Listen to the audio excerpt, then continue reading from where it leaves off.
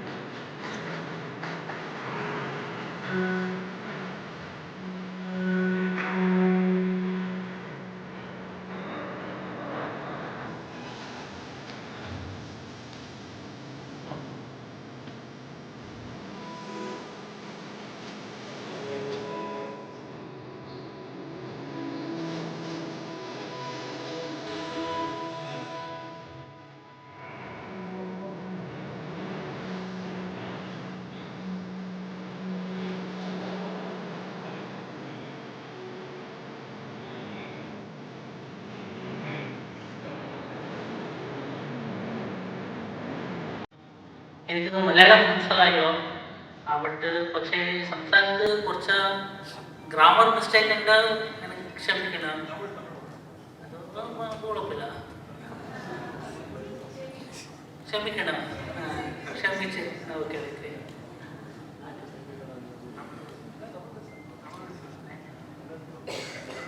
Okay, ഇത് first actually Malayalam നമ്മുടെ കഥ ആൻഡ് സ്ക്രീൻ പ്ലേ ആ ടൈമಲ್ಲಿ നമ്മുടെ ടീം എല്ലാം പറഞ്ഞത് ഒന്നതാ. ഇത് സ്ക്രീൻ പ്ലേ ಒಂದು ಮಲಯಾಳಂ ಸ್ಟೈಲ್ ಉಂಟು, അതുപോലെ ഇത് മലയാളം ചെയ്ത നല്ല ഇருக்கு ಅದು. அப்போ நான் இது ஐடியா நான் ப்ரொடியூசருக்கு நான் பறஞ்சிட்டேன், மேடம் இந்த மாதிரி ஐடியா உண்டு, இது மலையாளம் செய்திக்கலாமாண்ணா. ಅಗೇನ್ ಇದು ನಡೆದಿದ್ದ ಸ್ಟೋರಿ ಎಲ್ಲ ಒಂದು border area story, Karnataka and Kerala, like Kasaragod, Wayanad அந்த அந்த ಸ್ಥಳದಲ್ಲಿ ನಡೆದಿದ್ದ ಕತೆ. അതുപോലെ ഇത് ഇങ്ങനെ വന്ന് നമ്മുടെ ടീം എല്ലാം സംസാരിക്കുമ്പോൾ എല്ലാം നമ്മുടെ ഫസ്റ്റ് പ്രൊഡക്ഷൻ കൺട്രോളർ അനീഷ് പെരുമ്പലാവും, നമ്മുടെ direction team Lithin, Saneesh, Ashiq, Sreejith bro ಎಲ್ಲ ಸಂಸಾರಿക്കുമ്പോൾ ಇಲ್ಲ ಸರ್ ಇದು ಖಂಡಿತ ಶೋ ಇದು ಮಲಯಾಳಕ್ಕೂ ವರ್ಕ್ ಆಗೋದು, ಅದನಾல ಇದು ಮಲಯಾಳ ചെയ്തിട്ടുണ്ട് movie.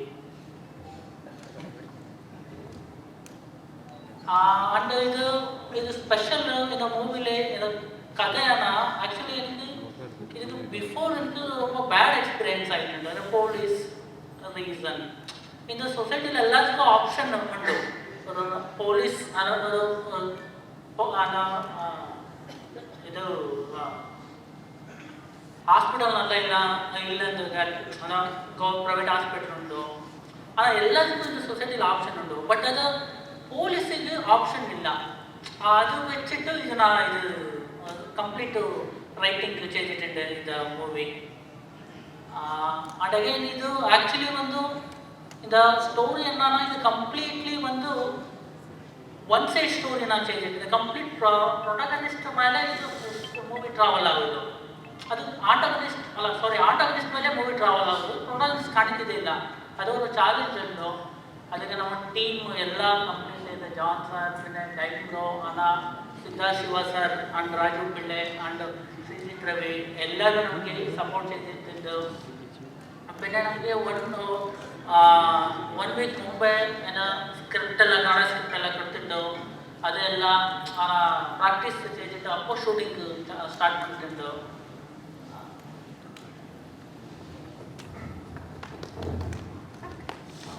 Okay, thank you very much, sir. I don't know much Malayalam, even though this is my second movie. I will tell something about a few things about myself. I started my career with Lucia and then U-Turn, which is also remade in Malayalam. And I started my first Malayalam movie is Dhoomam, Fahad Fazil Sir's, and this is my second movie, Shesha.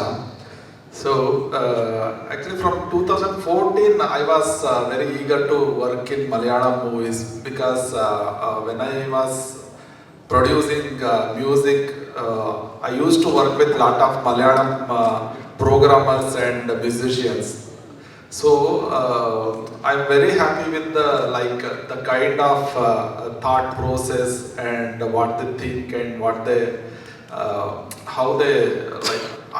Personally, like even if I think why we are doing this movie in Malayalam, because so personally I think the Malayalam people will think very similar to what we think. In Karnataka, people and Malayalam people will, the thought process is very similar.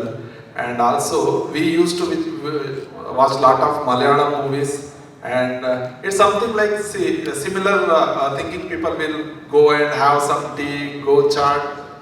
So like that only,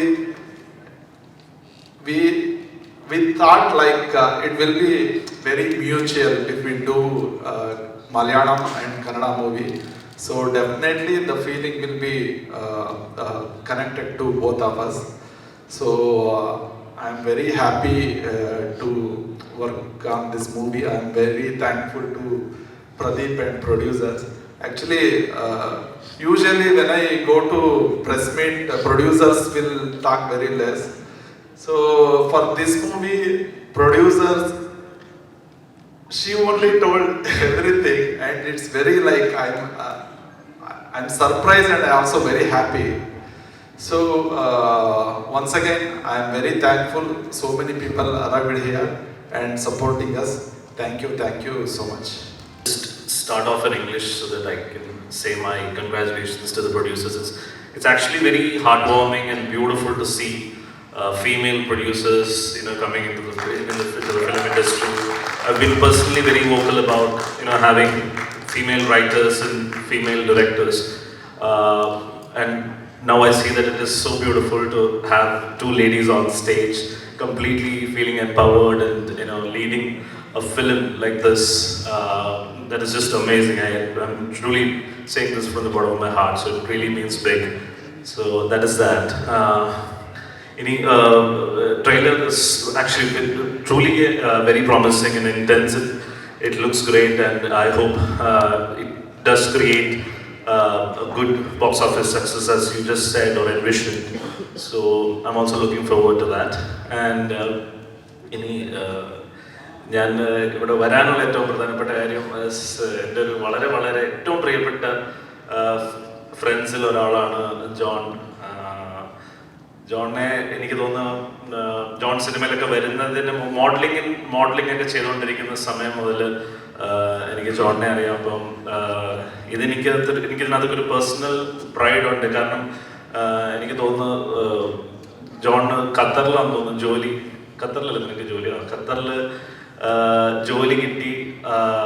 അവിടെ അങ്ങോട്ട് പോകാൻ നിൽക്കുന്ന, എനിക്കൊന്ന് ടിക്കറ്റൊക്കെ എടുത്തായിരുന്നു തോന്നുന്നു. ടിക്കറ്റൊക്കെ എടുത്ത് ജോലിക്ക് പോകാൻ വേണ്ടി നിൽക്കാൻ നേരത്തെ ഒരു ദിവസം ഞാനും ജോണും മീറ്റ് ചെയ്ത് നിങ്ങളിങ്ങനെ സംസാരിക്കുന്നത് അവൻ പറഞ്ഞ ആളിയാ എനിക്ക് പോകണമെന്നില്ല, എനിക്ക് ശരിക്കും പറഞ്ഞാൽ സിനിമയിൽ അഭിനയിക്കാനാണ് താല്പര്യം, ചെയ്യാനാണ് താല്പര്യം എന്നൊക്കെ പറഞ്ഞ് ഞങ്ങൾ കുറേ സംസാരിച്ചു. ഭയങ്കര ഇമോഷണലായിട്ട് കാത്തിരുന്നു. അപ്പം ഞാൻ പറഞ്ഞിടാ, നിനക്ക് ധൈര്യം ഉണ്ടെങ്കിൽ നീ ആ ടിക്കറ്റ് അങ്ങ് ഉപേക്ഷിക്കും, എന്നിട്ട് നീ ആ ജോലിക്ക് പോകണ്ട, നീ ഇവിടെ നിൽക്ക്. കുറച്ച് കഷ്ടപ്പെടേണ്ടി വരുമായിരിക്കും, കുറച്ച് നാൾ സമയം എടുക്കുമായിരിക്കും, പക്ഷേ എന്തായാലും ഒരു ദിവസം പ്രോപ്പർ ഫോക്കസോടുകൂടി ഭയങ്കര ഇൻറ്റൻസ് ആയിട്ട് ആത്മാർത്ഥമായിട്ട് ഈ പാഷൻ, നിനക്കുള്ള പാഷൻ, അഭിനയത്തോടുള്ള പാഷൻ ഫോളോ ചെയ്യുകയാണെങ്കിൽ ഉറപ്പായിട്ടും അങ്ങനെ ഒരു സക്സസ് ഉണ്ടാകുമെന്ന് ഞങ്ങളങ്ങനെ സംസാരിക്കുന്നുണ്ടായി. അങ്ങനെ പുള്ളി ആ വീട്ടിലൊക്കെ സംസാരിച്ച് ആ ടിക്കറ്റൊക്കെ കയറി കളഞ്ഞ് പോയില്ല.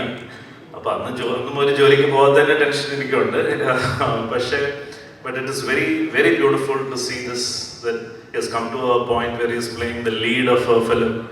അതൊരു ഭയങ്കര പേഴ്സണൽ സന്തോഷമുള്ളൊരു കാര്യമാണ്. വളരെ ഇൻറ്റൻസ് ആയിട്ട് ഭയങ്കര ആത്മാർത്ഥതയോടു കൂടി എല്ലാ കാര്യത്തെയും അപ്രോച്ച് ചെയ്യുന്ന, വളരെ ഇമോഷണലായിട്ട് സെൻസിറ്റീവായിട്ട് അപ്രോച്ച് ചെയ്യുന്ന ഒരാളാണ് ജോൺ. അപ്പോൾ എനിക്ക് ഉറപ്പാണ് സിനിമയിലും ആ ഒരു പോർട്രയൽ ഓഫ് ദ ക്യാരക്ടറിലും അതുണ്ടാവുന്നു. So all the best. It means a lot to me personally. All the best to all the other actors, everybody, and to the director sir. It's amazing to see you here, and thank you so much for having my best friend as the lead of the film. Thanks a lot. നമസ്കാരം. ഈ ക്യാമറയുടെ മുന്നിൽ ഇരിക്കാൻ വലിയ പേടിയൊന്നുമില്ല. ഇപ്പോൾ സ്റ്റേജിൽ ഇരിക്കാൻ ഭയങ്കര പേടിയാണ്. അപ്പോൾ ഇതൊരു നമ്മുടെ സാറ് പറഞ്ഞല്ലോ ഇങ്ങനെ എനിക്ക് പെട്ടെന്ന് തോന്നുന്നൊരു പടമാണ് ഇത്. അതിനെപ്പറ്റി കുറച്ച് കാര്യങ്ങൾ ഞാൻ പറയാം.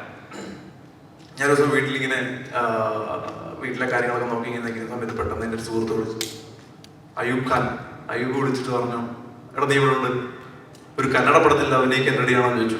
ഞാൻ പറഞ്ഞു കന്നഡ പടമോ? കന്നഡ സംസാരിക്കാൻ പോലും അറിയില്ല എനിക്ക്. കന്നഡ ഞാൻ ഇതൊരു പടങ്ങൾ പോലും കണ്ടില്ല. അപ്പൊ ഞാൻ പറഞ്ഞു നടപടിയാവത്തില്ല. ഇല്ല കുഴപ്പമില്ല, നീ പെട്ടെന്ന് റെഡിയായി, നീ ബാംഗ്ലൂരോട്ട് ചെല്ലണം, എല്ലാം പറഞ്ഞ് സെറ്റാണ്, നീ പോകാൻ പറഞ്ഞു. അങ്ങനെ ഞാൻ പെട്ടെന്ന് ബാംഗ്ലൂരോട്ട് പോയി ഡയറക്ടറിനെ മീറ്റ് ചെയ്തു. ഡയറക്ടറിനെ മീറ്റ് ചെയ്തിട്ട് 1-2 ലുക്ക് ടെസ്റ്റ് ഒക്കെ ചെയ്തു. പുള്ളിക്കാരൻ എന്നെ കുറേ നേരം ഇങ്ങനെ, അതായത് നല്ല പെൺപിള്ളേരെ കണ്ടു കഴിഞ്ഞാൽ നോക്കി നിൽക്കുന്ന പോലെ പുള്ളി എന്നെ കുറച്ച് നേരം നോക്കിയെന്ന് പറഞ്ഞു. സാർ ഓക്കെ സാർ, ഞാൻ ഹാപ്പി സാർ. ഞാൻ സാർ ഓക്കെ, എപ്പോഴാണ് ഷൂട്ട് തുടങ്ങുന്നത്? ഷൂട്ട് നാളെ തുടങ്ങണം. ഇപ്പം നാളെയോ? നാളെ എങ്ങനെ തുടങ്ങും? അല്ല നാളെ തുടങ്ങും. ഞാൻ ഒന്നും കൊടുക്കുന്നില്ല. ഞാൻ ഇല്ല സാർ, പോയിട്ട് ഇന്ന് രാത്രി പോയിട്ട് നാളെ രാവിലെ വന്നാൽ മതി. ഞാൻ സാർ കന്നഡ സാർ, എങ്ങനെ കന്നഡ പഠിക്കാൻ സമയമുണ്ടേ? ഇല്ല കുഴപ്പമില്ല സാർ, സാറ് ചെയ്യാൻ പറ്റും. അങ്ങനെ പിറ്റേ ദിവസം വന്ന് തുടങ്ങിയൊരു പടമാണ്. ഞാൻ അരി പറക്കി ചത്തു തുടക്കത്തില്. ഇത് കന്നഡയാണ്. പിന്നെ എൻ്റെ ഏറ്റവും വലിയ അനുഗ്രഹം എന്ന് പറഞ്ഞാൽ കന്നഡ ഷൂട്ട് ചെയ്യും, അതിന്റെ കൂടെ തന്നെ മലയാളം ഷൂട്ട് ചെയ്യും. അപ്പം മലയാളവും അരി പറക്കാറുണ്ട്. സ്റ്റിൽ ഈ പറഞ്ഞ പോലെ നമുക്കൊരു ഐഡിയ കിട്ടി. കന്നഡ ഒട്ടും അറിയില്ല. അപ്പം ഇത് തന്നെയാണ് മലയാളം. അങ്ങനെ ഒരു 3 ദിവസം ചില പാടുപെട്ടു. പിന്നെ അദ്ദേഹത്തിന്റെ പിന്തുണയോടുകൂടി നല്ല രസമായിട്ട് നമ്മൾ ഷൂട്ട് ചെയ്തു. പടം എത്രത്തോളം നല്ലതാവുമെന്ന് എനിക്കറിയില്ല, പക്ഷെ ഞാൻ കണ്ടു. ഞാൻ മലയാളം വേർഷൻ കണ്ടില്ല, ഞാൻ കന്നഡ കണ്ടു. കന്നഡ നല്ല രസമുണ്ട്, നല്ല പടമാണ്. എല്ലാവരും സപ്പോർട്ട് ചെയ്യണം. ഇത്രയും പേര് വന്നതിൽ ഭയങ്കര സന്തോഷം. ആനന്ദ് ഇപ്പൊ എന്നെ കരയിപ്പിച്ചേനെ. ഞാൻ ഇപ്പൊ ഓൾമോസ്റ്റ് തകർന്നു നിൽക്കുന്ന പോലെ. ആനന്ദാണ് എന്നെ ഇവിടെ പിടിച്ചു നിർത്തിയത്. അപ്പോ എല്ലാവരും സപ്പോർട്ട് ചെയ്യണം. എന്താ എൻ്റെ മനസ്സിൽ നിന്ന് ഉള്ളി എന്ന് പറയുന്നൊക്കെ പറയത്തില്ലേ, അതുപോലെ ഉള്ളി എന്ന് പറയാണ്. ഫസ്റ്റ് പടം നായകനല്ല കേട്ടോ, ഞാൻ ആക്ച്വലി ആന്റി ഹീറോ ആണ്. അതായത് പ്രതിനായകനില്ലേ, പ്രതിനായകനല്ല, പ്രതിനായകനാണ്. ഇങ്ങനെ കുറെ പടങ്ങൾ ചെയ്യുമ്പോൾ ഇങ്ങനെ പല ആൾക്കാരും ഇങ്ങനെ മെസ്സേജ് വരാറുണ്ട്, ചേട്ടാ വന്ന് പെട്ടെന്ന് തന്നെ പോയല്ലോ എന്നൊക്കെ. ഇത് ആദ്യം മുതൽ അവസാനം വരെ ഞാൻ വെറുപ്പിക്കും. അപ്പോൾ സപ്പോർട്ട് ചെയ്യണം. Thank you so much media. നിങ്ങളാണ് ഞങ്ങളെ സപ്പോർട്ട് ചെയ്യേണ്ടത്. നിങ്ങൾ സപ്പോർട്ട് ചെയ്താലേ നമ്മൾ ഇങ്ങനെ ലൈറ്റ് ഈ പറഞ്ഞ് നിൽക്കത്തുള്ളൂ.